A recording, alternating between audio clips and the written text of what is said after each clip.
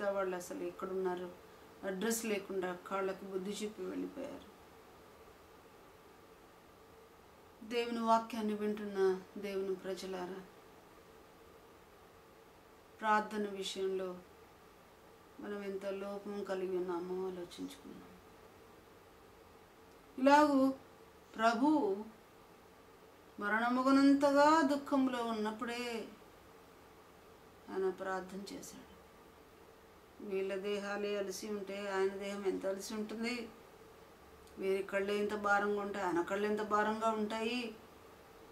కానీ నేల మీద పడి ఆయన మారు భూమి మీద పడి తాను పొందబోయే స్లో విషయమై బాధల విషయమైన ఎంతగా ప్రార్థన చేశాడు. మనం కూడా ప్రార్థన చేయవచ్చు. యేసు ప్రభు శోధనలో పడ్డాడా? ప్రార్థన చేశాడా? కానీ శోధనలో పడలేదు. ప్రార్థన చేయని వారే, నిద్రపోయిన వారే శోధనలో పడిపోయినట్టుగా చూస్తున్నాం. నాడు ప్రియ దేవుని బిడ్డలారా, మాటి మాటికి శోధనలో పడ్డానికి కారణం ప్రార్థనాహీనతేనేమో. ఒప్పుకుందాం, దిద్దుకుందాం. సరే, ఈమె కూడా పరిస్థితులు బాగులేనప్పుడే బహు దుఃఖాక్రాంతులై బహుగా ఏడుస్తూ దేవుని సన్నిధిలో దుఃఖం ఏడుపును వెలబుచ్చుకున్నట్టుగా మనం చూస్తున్నాం. ఆమె ప్రార్థన ఎలాంటి ప్రార్థనగా ఉందో ఇప్పుడు మనం చూద్దాం. 10వ వచనంలో ఆమె దేవుణ్ణి ఏమని సంబోధిస్తుంది. 11వ వచనంలో సైన్యములకు అధిపతియగు యెహోవా. ఈ పేరుతో దేవుని మొట్టమొదటిగా పిలిచింది దేవుని వాక్యంలో హన్నాయే. సైన్యములకు అధిపతి. ఇశ్రాయేలు సైన్యానికి మాత్రమే కాదు, ఇండియా సైన్యానికి, అమెరికా సైన్యానికి, చైనా సైన్యానికి, పాకిస్తాన్ సైన్యానికి 240 దేశాలు ఉన్నాయని చెప్తున్నారు. 240 దేశాలకు కూడా, సైన్యాలకు కూడా ఆయన అధిపతి. దేవుని ఎంత మంచి ఆలోచన చేత సైన్యాలకు అధిపతి యెహోవా అని ఆయన సంబోధిస్తుంది. తర్వాత ఏం చేసింది ఆమె?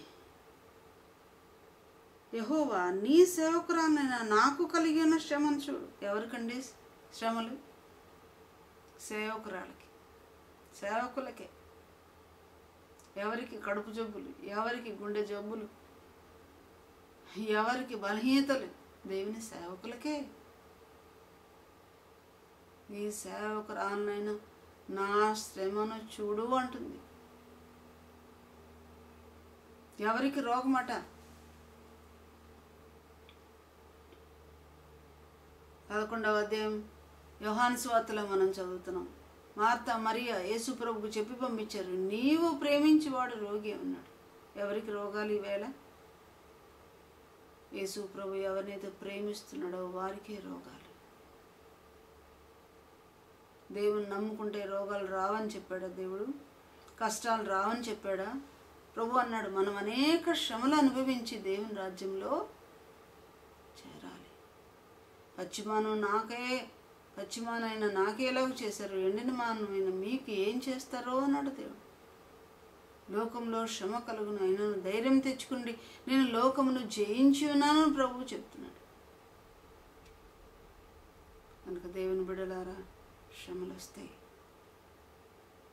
ఈ శ్రమలలోనే ఆమె నా శ్రమను చూడు ప్రభువా అని చెప్తుంది. ఆ తర్వాత ఏం చేస్తుంది? నీ సేవకురాన్న నన్ను మరొక జ్ఞాపకము చేసుకుని నీ సేవకురాన్న నాకు మగపిల్లను దయచేసినడల.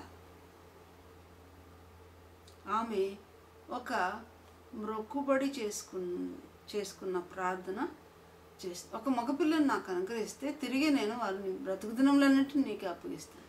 ఆమె ప్రార్థన మొదటిగా మొక్కుబడి చేసుకున్న ప్రార్థన. చాలాసార్లు సామాన్య ప్రార్థనలకు జవాబు రాలేదేమో, మొక్కుబడి ప్రార్థనలు చేసుకుంటామా?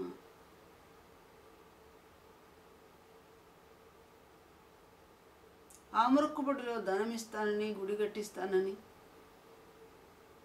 అది ఇది ఇస్తానని కాదు, కానీ కొడుకునే తాను ఏది దేవుని ద్వారా పొందుతుందో అదే తిరిగి ఒక వెంట్రుకను కూడా నష్టం చేయకుండా యాజ్ ఇట్ ఈస్గా బాబుని అట్లే అప్పగిస్తాను అంటుంది. వేసోదిల్లారా, సామాన్య ప్రార్థనకు జవాబులు రావటం లేదేమో ఈ దినాల్లో. ఈ ప్రార్థనలో తీవ్రత ఉందా? ఇంటెన్సిటీ ఉందా? ప్రార్థనలో శక్తి ఉందా? ప్రార్థనలో ఖర్చు పెట్టుకుంటున్నావా? తాను అడిగి పొందిన వాణిని దేవునికే మళ్ళీ ఇవ్వటం. మొక్కుబడి చేసి కొనిన తల్లుల్ని బైబిల్లో మనం చూస్తున్నాం. గుణవతి అయిన భార్య గురించి చెప్తున్న బెత్షెబానింది, నా మ్రొక్కులు మ్రొక్కి కనిన కుమారుడా. అన్న ఒక మ్రొక్కు మొక్కితే బెత్షెబా ఎన్ని మ్రొక్కులు మ్రొక్కుందో బహువచనం కనపడుతుంది అక్కడ. మ్రొక్కులు మ్రొక్కి కన్న కుమారుడు. మొదటి కుమారుని పాపంలో కనింది కాబట్టి దేవుడు మొత్తాడు, ఆ బిడ్డ చచ్చిపోయాడు. కానీ రెండవ కుమారుని ప్రార్థన చేసి మొక్కుకుని కనింది. నా కుమారుడా నేనేమందును, నాకన్నా కుమారుడా నేనేమందును. ఎంత విలువైన కుమారుని కనింది. దేవుని ప్రజలకు రాజుగా ఆ బిడ్డను తయారు చేసింది. మొక్కుబడి చేసుకున్న హన్నా తన కుమారుని ఇశ్రాయేలు మధ్య ప్రవక్తగాను, న్యాయాధిపతినిగాను, ప్రార్థనాపరునిగాను చేసింది.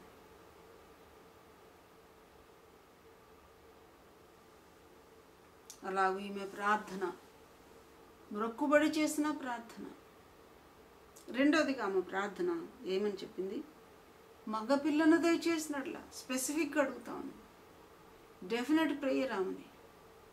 మగపిల్ల వాడే డెఫినెట్గా నాకు కావాలయ్యా.